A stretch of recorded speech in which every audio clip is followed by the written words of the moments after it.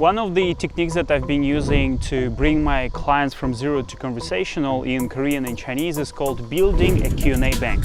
First of all, what I teach my clients to do during the first lessons is to build their self-introduction. For example, I'm from America, I'm 24 years old, my hobbies are, and so on and so forth. So there are like 3 to 5 sentences that they build themselves and I help them to build.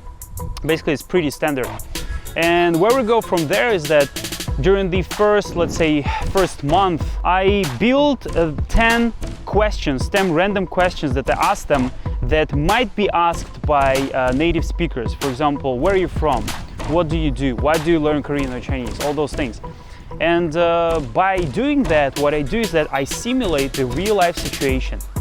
The real-life situation is when native speakers, when interacting with you, when seeing you for the first time, let's say you go to a store and you try to converse with people, you go to have a haircut, and the person asks you questions in this language, and all of a sudden you're able to answer them. Why? It's because you simulated this kind of situation many times. And so this is what I teach my students to do. I teach them to answer those frequently asked questions. Me or a native teacher from my team, we kind of simulate the real life situation by asking those questions really quickly and randomly without any preparation. We do it at the beginning of each class as a part of our pre-testing session, and we do it for like 10 to 20 minutes every single class. The client starts from, let's say, a simple self-introduction, just a few sentences, and then they answer a few questions. Where are you from? How old are you? And then they answer a few more questions during the next class, and a few more questions, and more and more and more. And all of a sudden, you can see that the person can answer random questions, seemingly random questions. They are pretty much from the same area, pretty much from the same bank, but sometimes I go very deep. For example, do you like Korean food? What type of food do you like? Oh, isn't it spicy for you? Are you good at eating spicy food? Have you been to Busan? Like all those questions that might be kind of related and might be random. I prepare my students, my clients for those questions, for answering those questions. As a result of that, after a few months, let's say after a couple months, they are able to answer 20 to 30 absolutely random questions after just a few months. And when they go out and interact with people in real life, what happens was that people think that they are conversational or fluent in the language, and they think of their language proficiency level better than the level actually is. So basically, people start overestimating my clients because they're able to answer all those questions literally on the fly because of the training that I bring them through. This is just one of the techniques that I've been using. There are 20 plus. There are 17 main principles. There is a 17 steps program.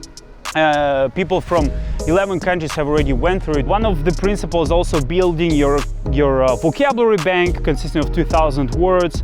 But what is more advanced is actually building your Q&A bank. So after my students are able to answer 20 to 30 random questions, guess what we're going to do with them? Guess what is the next stage that I bring my clients to? The next stage is asking questions back. The next stage is actually asking questions back. So for example, when the person asks you what your hobbies are, my student answers this question and reflects the question back to them.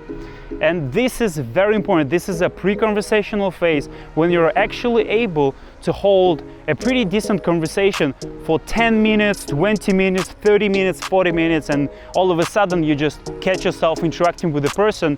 I remember I caught myself interacting in Korean for 2 hours without switching to English, without even realizing it many years ago. And then I realized, I kind of became pre-conversational in this language.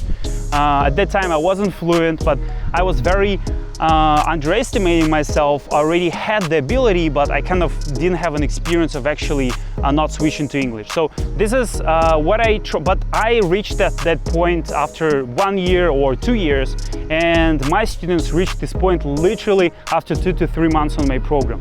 My goal is to cut the learning curve as much as I can within the shortest time frame possible.